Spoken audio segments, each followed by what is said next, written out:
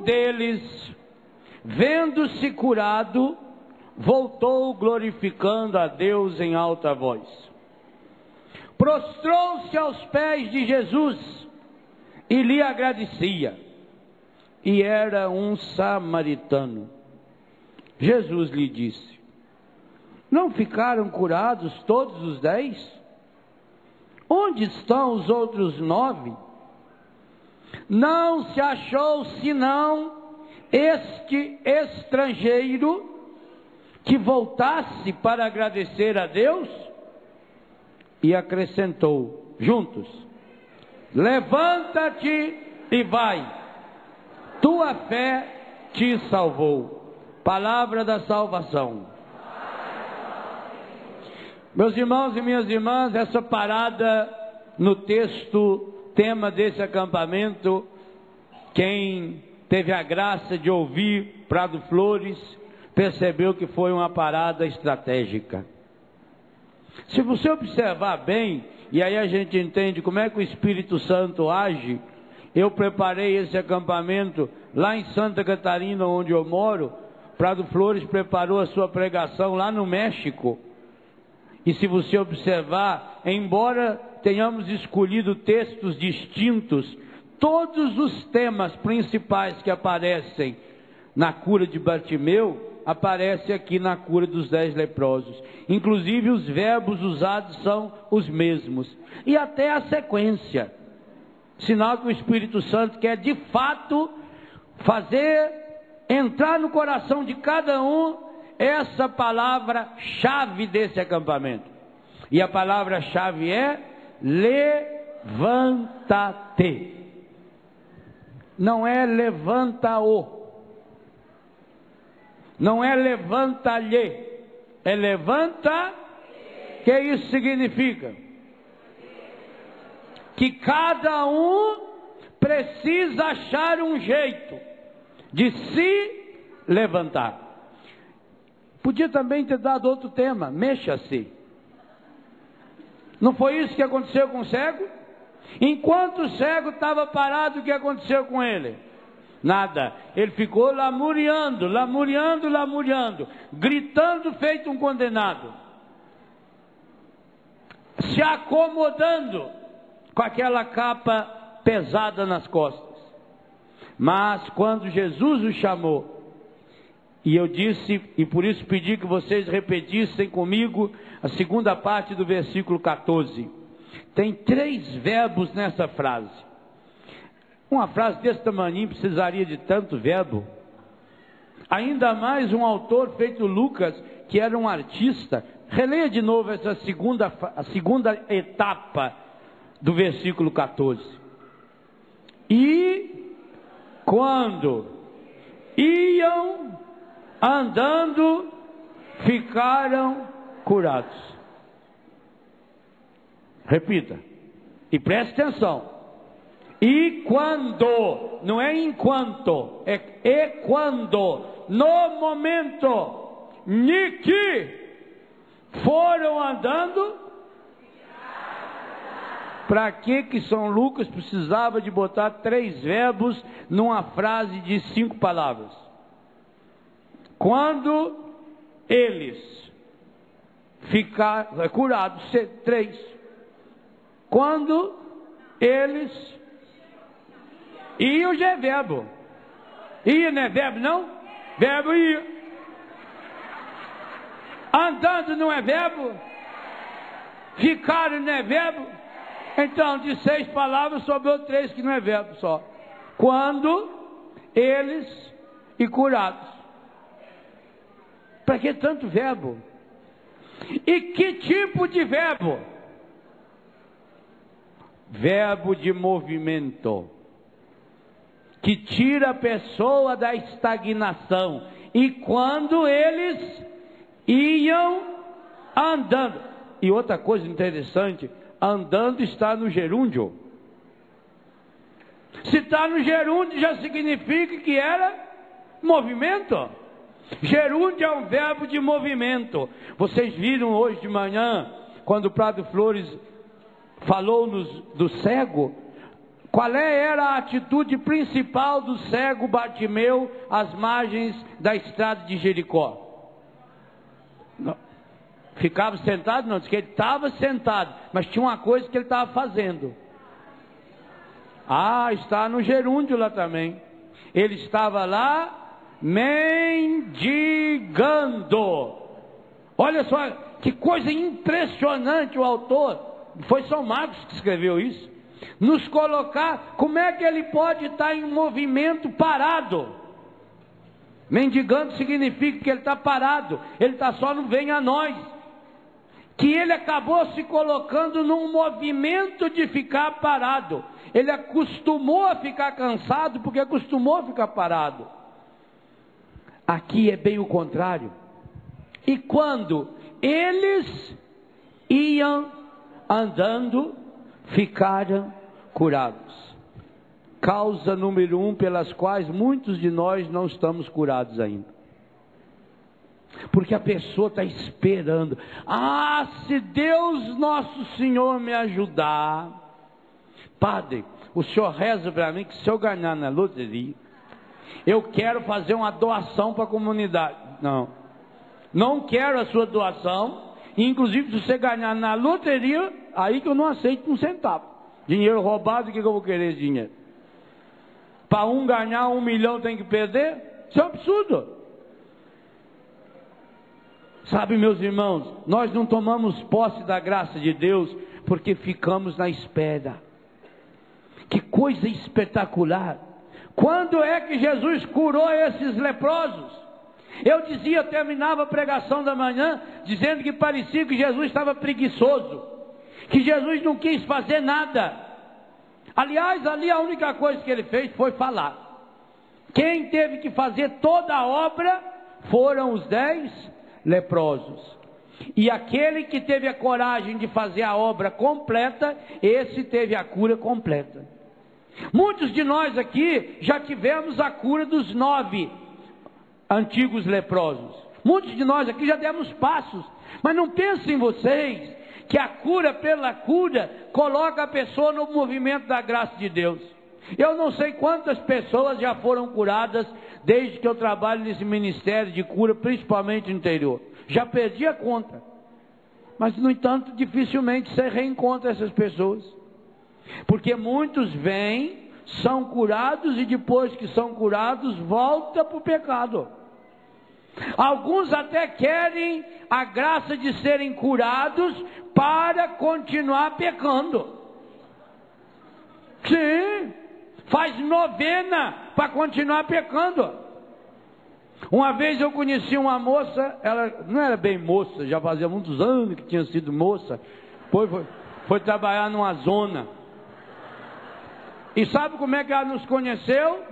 Fazendo novena pela rádio, para ver se aumentava o movimento lá que estava parado. É verdade. Então, as orações que se faz a Deus, ela estava rezando, pedindo a Deus, Nossa Senhora ajudasse, para aumentar o movimento, que estava muito fraco o movimento lá, as visitas lá na zona. E vocês acham que elas não rezam?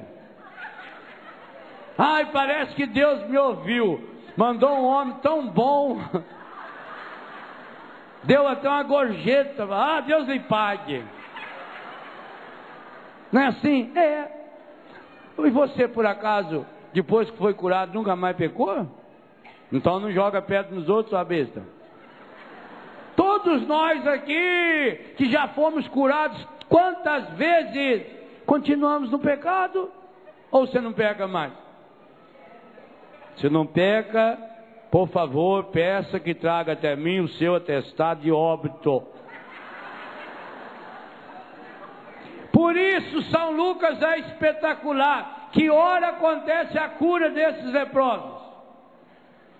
E quando eles iam andando, eles não estão parados. Sabe aprender a andar de bicicleta? Tenta fazer a bicicleta ficar parada. sem estar andando. A bicicleta, para poder manter o equilíbrio, precisa do movimento. É a mesma coisa do avião. Se desligasse os motores do avião, como é que ele ia subir? Não é verdade? É o movimento que faz manter-se no ar. A bicicleta é o movimento que faz o equilíbrio na vida cristã. Quantos aqui estão parados, braços cruzados, acomodados, estão igualzinho o cego, sentado lá na beira, berrando feito um desesperado, mas não sai do lugar. Meus irmãos, enquanto a gente não tiver a coragem de sair de nós mesmos, por isso eu dizia que o tema podia ser, além de levanta-te, podia ser mexa-se. Sair do lugar, sair de si. Há um problema muito sério do mundo moderno, uma doença terrível. A pessoa vai ficando ensimesmada. Sabe o que é ensimesmar-se? É a pessoa que fica fechada em si mesma. Ela perde a graça de enxergar os horizontes, porque fica olhando para si, o tempo todo olhando para si mesmo. E aí não tem como Deus agir na vida dessa pessoa, porque ela foi se fechando. É o que eu falei hoje de manhã, colocou aquela estufa na alma, fechou-se. Que coisa impressionante. Jesus não pôs a mão nesses leprosos, e não é porque Jesus tinha medo, não. Betânia era uma colônia de leprosos, e Jesus não saía de Betânia. Eu tenho um quadro que me mandaram, belíssimo. A história está num dos livros de Catarina Emmerich. Diz que quando Nossa Senhora e São José fugiam para o Egito, e ali também, se você observar bem, essa é a marca de Maria e de José, a palavra levanta-te. Eu fiz uma pesquisa na minha Bíblia, a partir dessa palavra levanta-te, na Bíblia inteira, e percebi que ela é palavra-chave em momentos chaves da vida de muitas pessoas. Já com Ló, capítulo 19 de Gênesis, para ele se libertar da destruição de Sodoma e Gomorra, a ordem de Deus já foi essa: levanta-te, suba para a montanha se quer salvar a sua vida. E assim vai passando ao longo da história inteira, inclusive Maria e José. Maria também é descrita com essa palavra, quando diz assim: naqueles dias Maria levantou-se e foi às pressas. Lucas 1:39. Servir na casa de Isabel. E São Mateus conta que Jesus pequenininho, Maria ainda estava nos seus dias de resguardo, quando José recebeu essa ordem de Deus: levanta, pega o menino e foge para o Egito. 4 vezes usa esse verbo para São José. Que quando Maria e José levavam Jesus para o Egito, eles não tinham lugar para dar banho no menino. E é uma viagem longa. Vocês imaginam uma criança viajando no deserto, viajando em cima de lombo de burro, e não ter lugar para tomar banho. Então que Nossa Senhora e São José, quando viam a casa, ficaram felizes da vida, e foram lá nessa casa pedir ajuda, alguém que pudesse emprestar lá uma bacia ou a hidromassagem para dar um banho no menino. Aí chegou lá, a mulher fechou a casa logo, a tenda lá, e não queria receber Maria, José e o menino de jeito nenhum. E Nossa Senhora insistindo, dando volta lá no barracão da mulher, e a mulher não deixava. E por mais que Nossa Senhora insistisse, a mulher fugia de Nossa Senhora.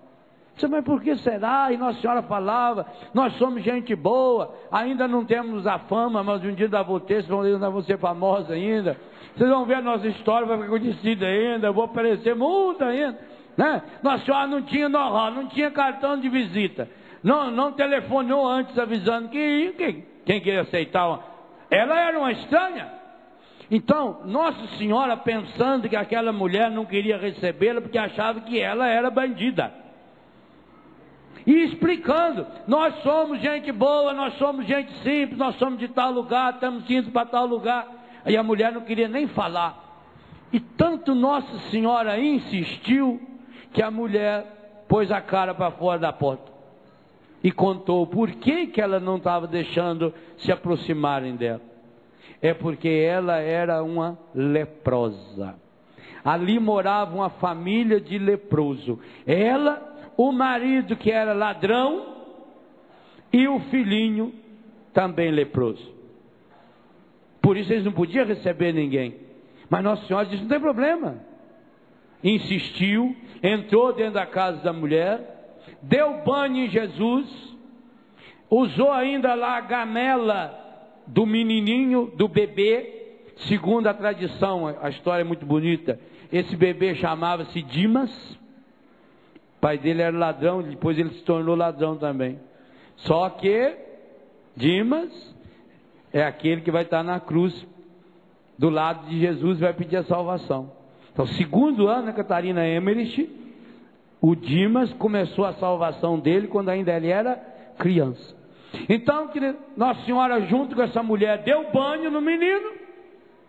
E obviamente que quando jogaram a água da bacia, da gamela fora, também a mulher não tinha mais lepra. Então, essa é uma história linda que está no livro de Catarina Emmerich. E me mandaram porque disseram, bom, se Betânia era uma colônia de leprosos, então essa foi a primeira Betânia. A primeira Betânia de Jesus foi essa casinha à beira da estrada, entre a Palestina e o Egito, em algum lugar daquele pedaço que hoje nem se sabe o lugar que fica mais, porque você sabe, a topografia do deserto muda muito. Lá Maria e José estiveram na casa de um leproso. Então Jesus não tinha preconceito de leproso. Jesus deixava os leprosos chegar perto dele. Ele chegava perto dos leprosos, ele deixou aquela hemorroísta tocar nele. Jesus nunca teve medo de ninguém. Por que é então que ele não chegou perto desses leprosos? Por que é que ele não pôs a mão nesses leprosos? Plural ainda, que eram tantos. Retomando o que nós pregávamos hoje de manhã, para evidenciar a necessidade de que no ministério da cura, principalmente a cura interior, esse 10º leproso, que depois curado volta até Jesus, esse samaritano, foi o único deles que recebeu também a cura interior. Os outros ficaram na cura física. Por que Jesus então não coloca a mão neles? Para que eles agora possam aprender o valor, a mediação, a importância de alguém. Então, enquanto eles iam andando, ficaram curados. Ficaram curados da lepra. A doença externa desapareceu. Mas e a lepra interna? Quantos leprosos voltaram para agradecer Jesus? Nenhum. O que voltou não era mais leproso. Ele não tinha sido curado? Só que os outros 9 foram curados somente da lepra física. Esse teve um encontro a mais. E como é que nós descobrimos que ele teve esse encontro? Só porque ele voltou até Jesus? Não. Por 2 motivos que o Evangelho fala. Primeiro, ele voltou-se quando chegou perto de Jesus, o que ele fez? Prostrou-se. O que significa prostrar-se? Reconhecer o senhorio de Deus em minha vida. Colocar-se aos pés de Jesus como Senhor da minha vida. Você também precisa. Aliás, já disse isso muitas outras vezes. A senhora e o senhor, grave bem isso que vou falar agora.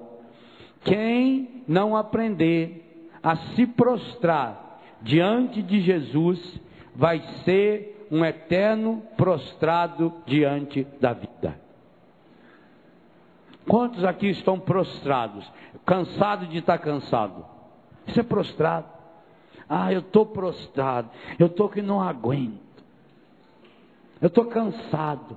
Eu perdi o rumo da minha vida. Eu perdi o ânimo.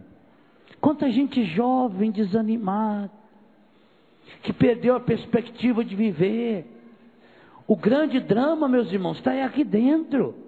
Não pensem vocês que são as dificuldades da vida. Ora, a vida era muito mais difícil. Quanto mais o tempo vai passando, tudo vai se tornando mais fácil. Tudo hoje, parece até que a pessoa apertou um botão, resolve tudo. Só não tem botão para resolver os problemas interiores.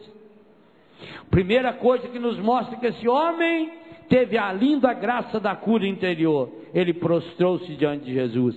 E a segunda coisa, eu preciso explicar um pouquinho, porque quando você lê aí, embora esteja escrito essa segunda coisa, você não presta muita atenção, porque nós não conhecemos bem o contexto da época de Jesus. Esse único que voltou era o que mesmo? Era um samaritano, um estrangeiro. Quem eram os samaritanos? Por que rejeitado? Era aquele povo que não valia nada. O pior inimigo. Se você quisesse ofender uma pessoa, deveria chamá-la de samaritano. Samaritano significa o prostituído, o filho de uma prostituta. Por quê? Porque quando o povo de Deus dispersou-se, o povo da região da Samaria, que também é descendente judeu, o reino da Samaria, inclusive é o reino aonde eu falei hoje de manhã do Naamã sírio, é o reino aonde atuou o profeta Eliseu. A Samaria pertence para Israel. Israel, para a gente entender aqui no Brasil, seria como se fosse 3 estados. Seria a Galileia, no meio a Samaria, que fica do lado do Mar Morto, a parte alta, onde está Jericó, Mar Morto, em cima a Samaria, e ao norte está Jerusalém, a Judéia. Então seria Galileia, como você vê na sua Bíblia, Galileia aqui embaixo, o meio do país é Samaria, e lá em cima é a Judéia. São povos irmãos, é o mesmo povo, é um país dividido em 3 estados, 3 províncias. Mas para aquele povo judeu, o samaritano não valia nada, porque samaritano era sinônimo de prostituto. Tanto que em João capítulo 4, aquela prostituta é conhecida por qual nome? Samaritana. Ninguém sabe o nome dela. Não pensa em você. Eu, quando era pequeno, achava que o nome dela era Maria. Como lá na roça eles falavam Samaria. Não, é a Samaria. Mas não é da Samaria. Samaritana é da região da Samaria. Era alguém que não valia nada. Então olhem bem, por que esse homem voltou para Jesus? Porque ele tinha consciência da graça de Deus em sua vida. Sabe, meus irmãos, muitos de nós, enquanto não batemos a cara no fundo do poço, para dar aquele impulso para subir de novo, a gente não vai se restaurar na vida. Porque nós vivemos na máscara. A gente aprendeu desde pequeno a ser fingido. Na escola, em casa, até na igreja. A gente aprendeu que não podia mostrar os problemas para ninguém. A mãe avisava, vai chegar visita aqui, viu, cachorrinho, está escutando? Porque mãe é o único ser que pode chamar a gente de cachorrinho, é mãe. Mãe pode chamar a gente de ordinário, sem vergonha. Mãe chamar a gente de ordinário não é xingo, né? Parece que até combina a mãe olhar para a gente e falar, ordinário, sem vergonha, cachorro. De mãe pode, só de mãe também, já que você não é mãe, não chama da gente, né? A mãe já avisa, olha que vai chegar visita. Ai de você se abrir essa boca, eu rebento o resto dos seus dentes, tá bom? Ai, coitada. Mãe é o bicho mais burro que tem na terra. Mal sabe ela que criança nasceu com a vocação de fazer a mãe passar vergonha. É. E a mãe cai na besteira não, é só para prevenir. Não previne não. Que talvez se a senhora não prevenir, a criança nem observa. Agora vai prevenir. Olha, nós vamos na casa da tia Aparecida. Ela ganhou neném. O nenenzinho dela não tem orelha. Mas se você abrir a boca, eu arranco a sua. A criança nem ia notar que o priminho veio sem orelha. Mas a mãe foi prevenir. Olha que cheio. Porque aí a criança vai na cabeça, que jeito será que é a pessoa sem orelha? E vai matutando, vai matutando, vai matutando.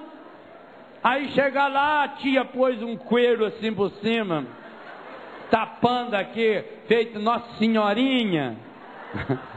E a criança está lá. Quer brincar? Não, não quer brincar não. Ela não arreda o pé. Ô mamãe, será que não vai dar banho?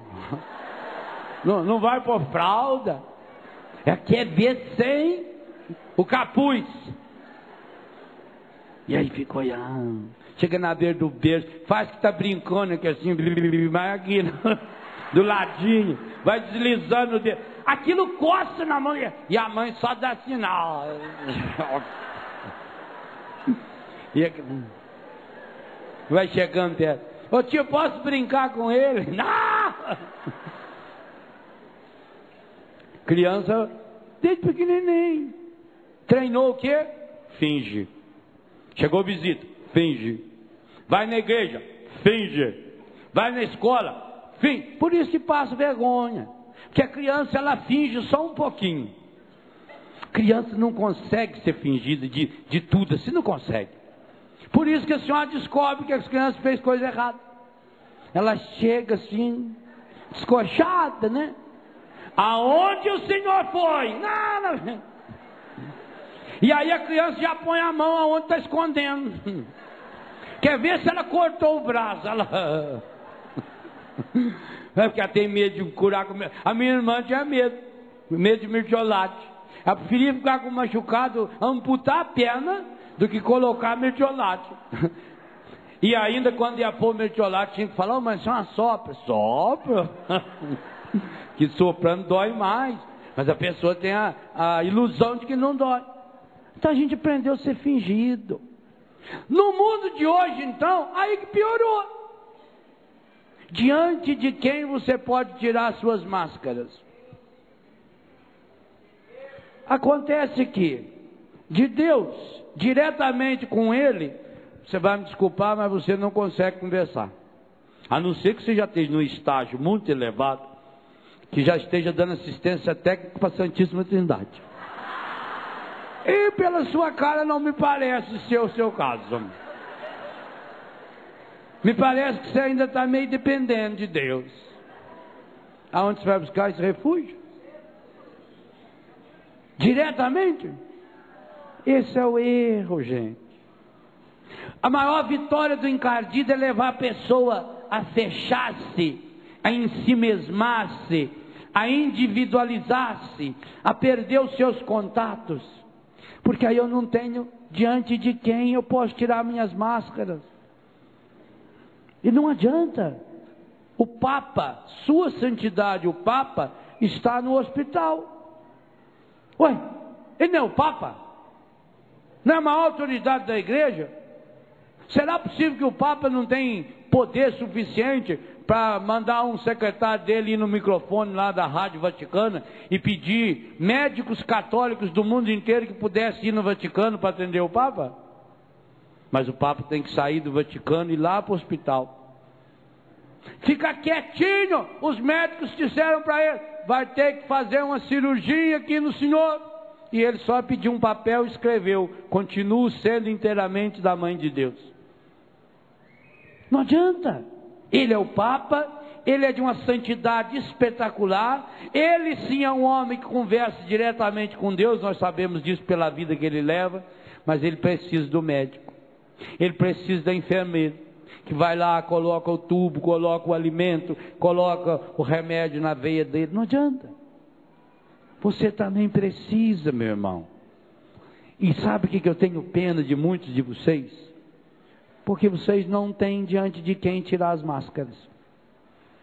E pior que quem não tem diante de quem tirar as máscaras, vai acabar tirando diante de quem não deve. Que pena. Que pena que alguns aqui só vão conhecer em si verdadeiramente depois que fizer um escândalo. Depois que tiver uma decepção. E aí vai ser tarde demais. Puxa vida, quantos casos de famílias inteiras que poderiam ser curadas e libertas, se o assunto fosse resolvido do jeito certo. Não tem problema sem solução. Há problemas que não foram enfrentados do modo correto. E é isso que acontece com nossas lepras. Porque assim como na época de Jesus a lepra era uma vergonha, hoje também nós continuamos criando uma máscara para esconder a nossa lepra, achando que ninguém vai ver, vamos levando a vida. Acontece que isso vai fermentando dentro da alma, vai fermentando dentro do coração da gente, vai tirando o ânimo, vai tirando a garra, vai tirando a... Por que falaram para o cego? Coragem! Não falaram para ele força. Força você tem, coragem você obtém. Coragem vem de dentro para fora. Coragem é feito à vontade, que tem que ser treinada. Aliás, dever-se-ia recuperar algumas palavras da mística católica. Por exemplo, a palavra ascese. Sabe o que é ascese? Ascese é uma palavra muito usada na teologia, na espiritualidade, para falar dos exercícios espirituais que nós precisamos fazer, principalmente agora na quaresma. Aquilo que eu falei dos meus filhos, o jejum, a penitência, o não assistir televisão, o não ouvir música, ou não comer nenhum tipo de doce, nenhum tipo de tomar nenhum refrigerante, nenhum sorvete. Quer dizer, essas renúncias que você vai fazendo, isso veio de uma palavrinha grega, ascese. A ascese grega eram os exercícios que a pessoa ia fazendo, os atletas tinham que fazer para vencer uma competição. Então, ascese podia ser traduzido por exercício. Ora, quem é o seu personal trainer? Ou a gente deixa se treinar pelo Espírito Santo, ou a gente acaba sendo treinado pelo encardido. Tem uma grande diferença desses dois treinadores. O encardido é o treinador mais espetacular que esse mundo já conheceu. O encardido deixa você fazer o que você bem entende. Ele traz tudo de bandeja para você. Quer comer isso? Pode comer. Quer dormir até mais tarde? Pode. Você é livre. E pior que a gente acredita nele. Só que com o tempo, na hora da luta, na hora da garra, na hora da dificuldade, o que acontece? Na verdade, ele não foi seu treinador. Na verdade, ele foi o grande derrotador da sua vontade. Ele foi tirando a sua vontade, ele foi tirando a sua coragem. O Espírito Santo não. O Espírito Santo não passa a mão na cabeça de ninguém. Muitas e muitas vezes, o Espírito Santo, igualzinho Jesus, é duro, como no Evangelho de hoje. Parece que Jesus foi duro com os leprosos. Vocês vejam, não parece que Jesus foi indelicado com o cego Bartimeu? Puxa vida, o ceguinho está lá, cego e rouco, de tanto berrar. Será possível que Jesus era tão importante que não podia sair do caminho para ir lá ao encontro daquele coitado daquele cego? Pensa bem, o que custava Jesus perder 2 ou 3 minutos? Parece que Jesus está fazendo uma maldade. Puxa vida, você imagina se alguém tivesse ido embora na hora em que escutou Jesus falando: chama o cego, chama que é a coisa lá, chama. Quanta gente não deve ter ido embora e dizer, meu Deus, que decepção. Pior que eu estava seguindo esse homem, desde a Galileia. Olha, eu vou contar uma coisa para você, eu estou muito decepcionado. Eu estava seguindo Jesus, nós passamos aqui em Nazaré, cortamos o caminho por Caná, subimos no final de Tiberíades, passamos na região de Beersheba, mas quando chegamos perto de Jericó, vou contar uma coisa, fiquei decepcionado com ele. Mas por que você ficou decepcionado? Rapaz, tinha um coitado de um cego lá. O homem estava rouco de tanto berrar, se humilhando na frente de Jesus. Jesus, filho de Davi, tem piedade de mim. Primeiro que Jesus nem deu bola. O homem berrou até não poder mais. E depois, na hora que Jesus fingiu que escutou, olha, que decepção. Jesus parecia uma atriz da Globo. Jesus não teve a humildade de ir lá ao encontro do coitado do cego. Chamou o coitado do cego. O coitado do cego teve que inclusive tirar a capa dele, porque não conseguiu andar com aquela capa. E Jesus lá ficou de braço cruzado esperando ele. Que pena, talvez isso aconteceu com você, meu irmão. Sabe aquela vez que você decepcionou alguma pessoa? Você não viu o final da história. É preciso ir até o final da história. Aqui também, só um antigo leproso foi até o final da história. Aliás, vou fazer uma pergunta, pensa antes de responder. Por que que o único que foi até o final da história foi o samaritano? Por quê? Porque era o único que não tinha absolutamente nada a perder. Porque era alguém que sabia que não valia nada. O triste que o encardido faz, por que o encardido gosta de levantar a pessoa? A pessoa gosta de elogio, a pessoa adora. Você quer ter amigo falso? Elogia. Nossa, pode inclusive fazer elogio mentiroso, a pessoa adora. Nossa, como seu cabelo ficou bonito. E ela acredita. E pior, porque aí depois chega em casa o marido, que ao menos tem a obrigação de falar a verdade, fala, aí dá briga. Até o rapazinho da floricultura achou bonito. Mas também aquele rapazinho já é uma flor mesmo, ele pode achar o tanto que ele quiser de bonito, não sei. Você acredita? A pessoa gosta de elogio. É a estufa inteira. Nossa, você está conservada. Nem parece que está com 90 anos. Aonde foi que você fez essa aplicação de formol? Como você está bem. Quer ver a menina na igreja, você fala, nossa, como você canta bonito. Ela acredita. Você anda bonito, ele acredita. Ai, como você faz isso bem feito. E a pessoa acredita, porque todos nós estamos propensos a acreditar em qualquer bobagem que nos falem, desde que seja um elogio. Que a gente adora ser aplaudido, adora ser paparicado, a pessoa adora ser importante. Como é que o comércio conquista fregueses?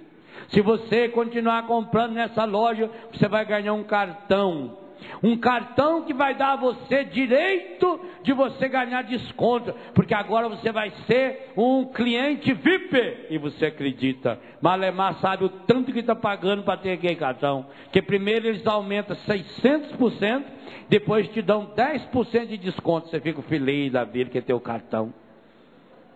Você acha que você é VIP, você acha que no mundo tem até aquelas filas próprias para gente que é VIP, para gente que é importante, e você acredita nisso.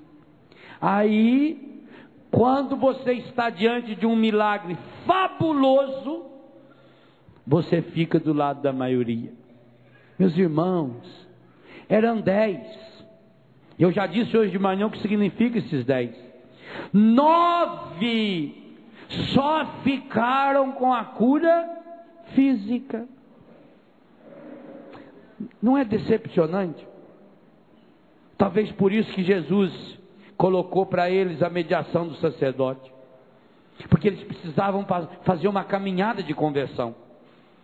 E eu vou dizer uma coisa a você, não fique triste comigo não, porque é verdade. Talvez não seja a hora ainda de você receber o grande milagre da sua vida.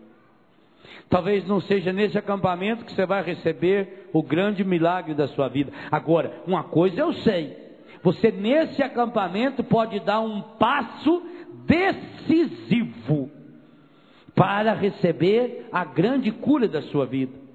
Porque infelizmente, pela vida que nós levamos, pela educação que nós tivemos, muitos de nós ainda estamos no grupo dos 9 curados, que se contentaram em ficar sem a lepra. Observe uma coisa, a ideia que se tem é que enquanto eles iam andando, para que eles enxergassem e vissem, eles perceberam que tinha desaparecido as manchas do corpo. Eles perderam essas manchas e por isso continuaram andando felizes da vida. A cura interior é um passo a mais. E só esse samaritano conseguiu essa graça. É o final do evangelho, tanto do leproso, antigo leproso, quanto do antigo cego. Ele deu um passo a mais, não só para perder o que tinha de estragado, a lepra, mas para purificar a raiz dessa lepra. O que acontece com esse 10º leproso, agora curado, esse samaritano, é que esse vai ter um encontro pessoal com Jesus. Meus irmãos, nem quando ele estava leproso, nem quando ele estava desesperado, nem quando eles prepararam o corinho, nem quando eles pediram a cura, eles se prostraram diante de Jesus. Observem que esse termo prostrou-se diante de Jesus não significa uma atitude de puxa-saquismo, porque senão a lógica é que eles tivessem se prostrado diante de Jesus quando vieram e ainda eram leprosos. O prostrar-se diante de Jesus significa um reconhecimento da grandeza de Deus na pessoa de Jesus em minha vida agora. Significa a graça de deixar Deus criar curar as minhas raízes. Hoje nós deveríamos nos perguntar: quais são as raízes das minhas enfermidades? Você sabe que a ciência está muito evoluída em muitas coisas, graças a Deus. E há uma certeza científica que é praticamente comum para o mundo inteiro. A não ser as doenças provocadas por um objeto exterior, um acidente. Se eu cair aqui, por exemplo, bater minha perna, posso quebrar aqui na quina. Isso é uma doença física. Ou derrubar uma caixa dessa em cima do dedão, ou uma facada, ou um tiro. Então, sem contar essas doenças que são provocadas por um acidente, por um objeto exterior, grave bem, todas as outras doenças que nós temos são doenças psicossomáticas. O que significa doenças psicossomáticas? Não tem nada a ver com doença psicológica, hein? Doença psicossomática é uma doença física que mata, é um câncer, é uma enfermidade cardíaca, é um problema na coluna, é uma enfermidade degenerativa, Alzheimer, por exemplo, mas que foi provocada. A causa é uma causa afetiva, uma mágoa, um ressentimento, uma decepção, uma tristeza profunda, uma fofoca, uma palavra que ficou ruminando no ouvido e do ouvido foi para o coração. E aquilo foi transformando a pessoa, foi desanimando a pessoa. Aquilo transformou-se, eu escrevo isso no meu livro Roteiros Bíblicos de Cura Interior. Aquilo transformou-se um motor envenenado. Enquanto você não ir na causa desse problema, não vai cessar a doença. Você pode até eliminar o problema exterior. Você pode até curar a enfermidade de uma perna, vai aparecer no braço, nas costas, na cabeça, no pulmão, no fígado, no coração.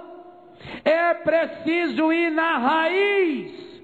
Meus irmãos e minhas irmãs, Deus não nos violenta.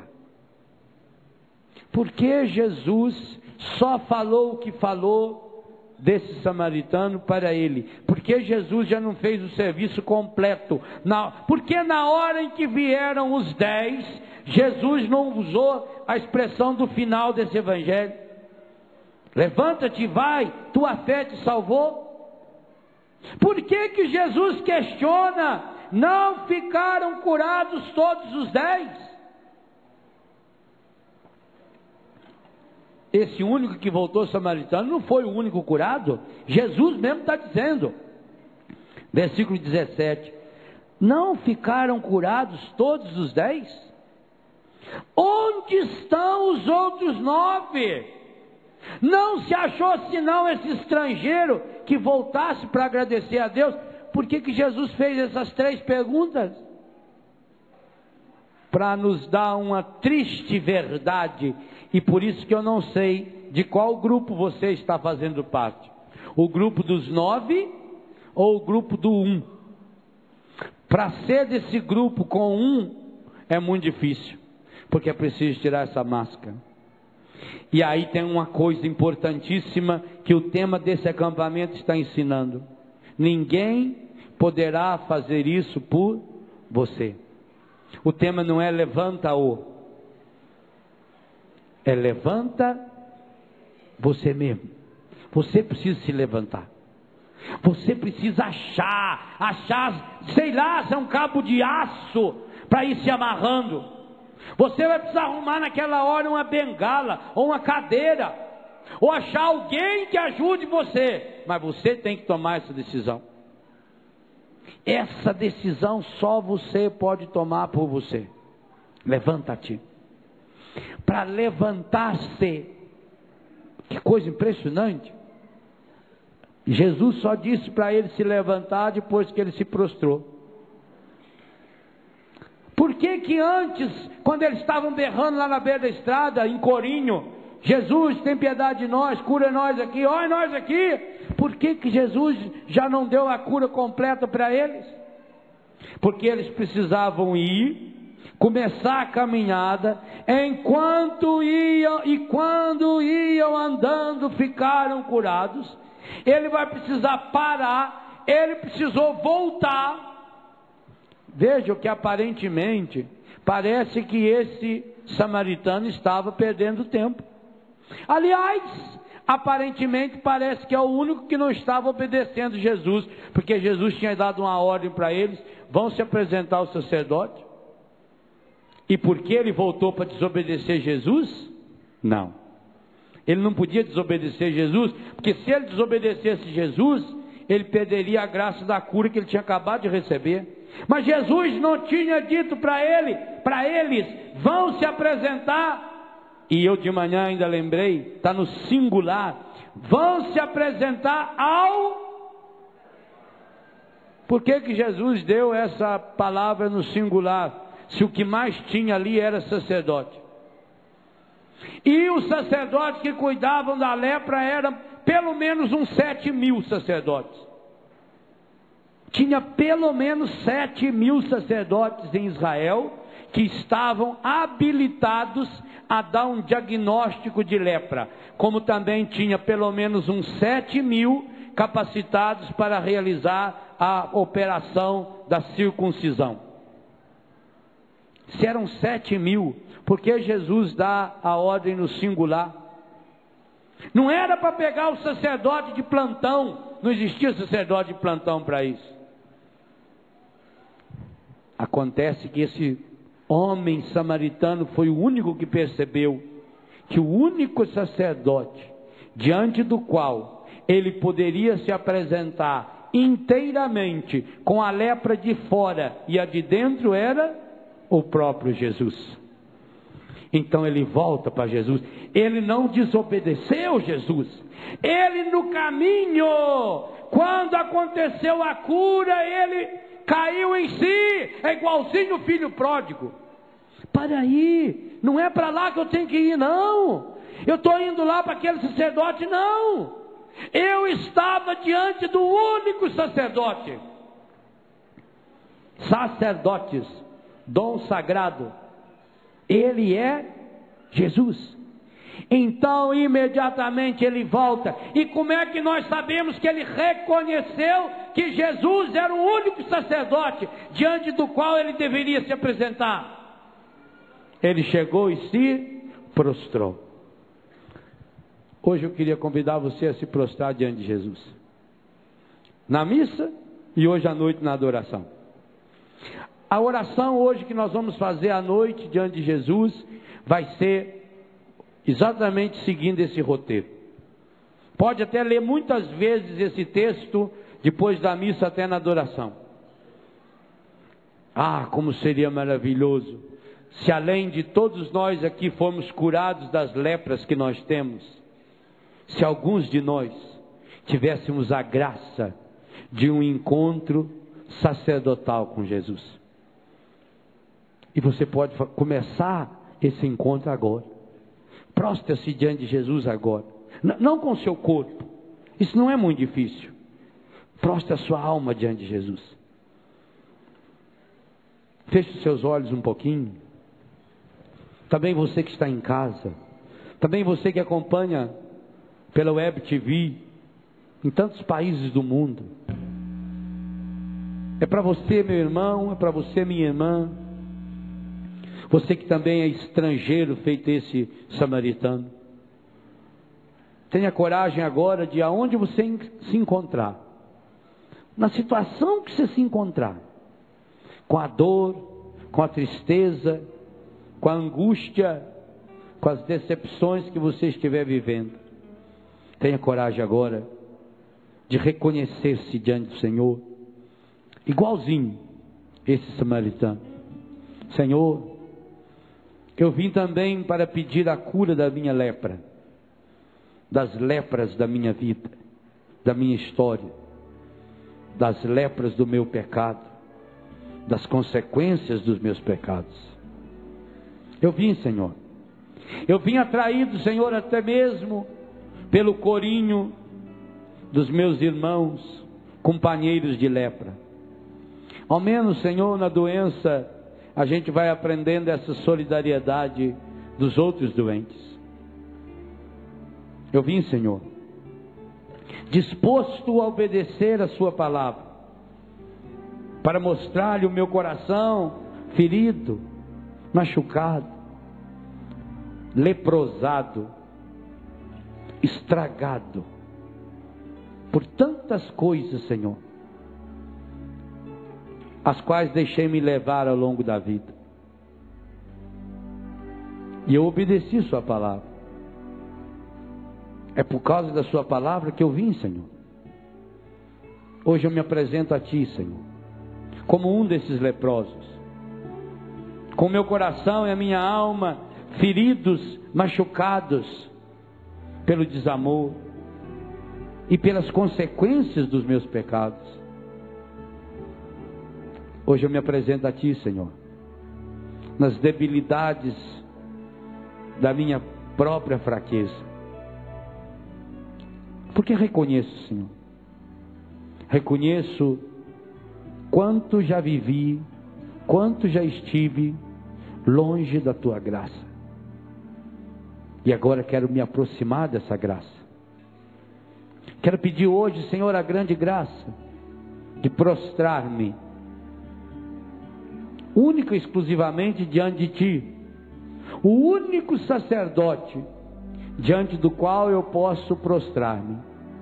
Tanto que o Senhor mandou que esses leprosos fossem até os outros sacerdotes, se apresentar diante dele. Mas eu quero voltar, Senhor, feito esse samaritano, e prostrar-me diante de ti, porque és, Senhor, o único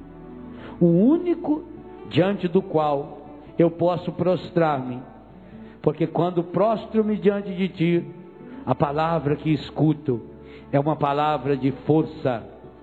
Levanta-te, levanta-te. Senhor, eu preciso ouvir essa palavra, no mais íntimo do meu ser. Eu necessito urgentemente ouvir essa palavra. Senhor, eu preciso ouvir essa ordem, mas mais do que ouvi-la, Senhor, os pecados, as doenças, as decepções, as fraquezas da minha vida, as derrotas pelas quais passei, acabaram, Senhor, provocando em mim o desânimo, o medo, a insegurança, a incerteza. E por isso, Senhor, hoje eu preciso ouvir a sua palavra, e com a palavra a sua força, Senhor, para me levantar de fato. Levanta-me, Senhor. Eu estou prostrado, Senhor, diante desse vício. Parece que essa mágoa, Senhor, é mais forte do que eu. Eu estou prostrado, Senhor, diante desses falsos ídolos, com os quais eu fui me contaminando, Senhor. Hoje eu quero renunciar todos esses falsos ídolos, diante dos quais já me prostrei tantas e tantas vezes, e que acabaram provocando em mim essa lepra, Senhor. Eu renuncio. Você que sente necessidade, meu irmão, minha irmã, aí aonde você se encontra, renuncia. Eu renuncio, livre e conscientemente, diante de Deus. Eu renuncio todas as contaminações, com falsas doutrinas, com falsas religiões, toda a contaminação que entrou em minha vida pelas novelas, pelos filmes, pelos programas encardidos, estragados. Eu renuncio, Senhor, a toda pornografia, eu renuncio toda violência, eu renuncio toda mentira, eu renuncio toda contaminação, Senhor, principalmente na hora do desespero. Eu acabei indo buscar, porque me falaram que lá tinha uma pessoa, Senhor, e eu enganado fui, e enganado eu tomei passe, enganado eu tomei banhos especiais, enganado eu pus aquelas roupas especiais. Sim, Senhor. Hoje eu quero renunciar, inclusive o dia do velório daquela pessoa da minha família, que me falaram que era muito bom ir de roupa branca, para não me contaminar. E eu fui. E depois fui sentindo, Senhor, uma angústia, uma tristeza, uma depressão, uma revolta, e acabei indo buscar falsas soluções e respostas na invocação dos mortos. Eu renuncio, Senhor. Eu renuncio hoje, livre e conscientemente, toda pornografia que entrou nos meus ouvidos, nos meus olhos, no meu consciente, subconsciente e inconsciente, porque junto com essas imagens pornográficas vieram, Senhor, uma força maligna, que acabaram me amarrando e me tornando um escravo, Senhor, da masturbação, do homossexualismo, do lesbianismo, do espírito de adultério. Sim, Senhor, eu fui me tornando escravo. E hoje inclusive eu tenho essa doença no meu corpo, no meu sangue, nos meus ossos, na minha alma, em consequência desses pecados. Eu renuncio a tudo isso, Senhor. Livre e conscientemente eu renuncio. Eu renuncio ao demônio, autor e princípio do pecado. Eu renuncio ao ódio e tudo aquilo que nos desune. Eu renuncio ao pecado. Eu renuncio às falsas doutrinas. Eu renuncio toda contaminação maligna, consciente ou inconsciente, pelos meios de comunicação, por revistas, por livros, por objetos que um dia foram apresentados aos ídolos e levados para dentro da minha casa. Hoje eu renuncio. Eu renuncio hoje, Senhor, a força de mal que ficou em minha roupa, em meus objetos, porque até inconscientemente levaram roupa minha, levaram objetos ou trouxeram objetos endemoninhados para dentro da minha casa. Eu renuncio. Eu renuncio, Senhor, esse espírito de droga. Eu renuncio, Senhor, essa contaminação da bebida. Hoje eu entendo, Senhor, o quanto a bebida está associada às falsas doutrinas. É por isso que cada vez que pedem trabalhos encardidos, espiritualmente encardidos, normalmente pede-se 1 litro de cachaça ou de qualquer outra bebida alcoólica. E eu sei que hoje, Senhor, na minha família, há consequências sérias desse espírito de alcoolismo, que vem de meus antepassados, que vem da época da escravidão, da dominação branca. Hoje eu renuncio, Senhor. Eu quero renunciar hoje conscientemente todo espírito alcoolizado, todo espírito embebecido, todo espírito que levou-me ou levou pessoas da minha família ao alcoolismo. Eu renuncio, Senhor. Vá dizendo ao Senhor que você reconhece que a lepra externa, ela é a externalização de uma lepra interna, e que é exemplo desse samaritano. Nessa tarde, com a Santa Missa que começa daqui a pouco, com a adoração do Santíssimo hoje à noite, você também quer prostrar-se diante de Jesus, reconhecer: Tu és o Senhor da minha vida, Tu és o Deus da minha vida. Por isso eu suplico, Senhor, renova o meu coração, renova a minha alma, renova a minha história, Senhor. Renova os meus sentimentos, renove os meus pensamentos, renove as minhas emoções. Senhor, renova hoje a minha decisão de ser uma pessoa nova, restaurada, liberta. Sim, Senhor, renove em mim agora a determinação. Eu quero levantar-me, Senhor. Coloque-se de pé, no sentido que você está obedecendo essa palavra que Jesus disse hoje: levanta-te, vá em paz, tua fé te salvou. A libertação plena, mas você precisa apossar-se dela. Renova, Senhor, todo o meu ser, para que eu seja levantado por tua graça, restaurado por tua misericórdia. Tudo que há dentro de mim, Senhor, lá nas raízes dos meus pecados, precisam dessa restauração.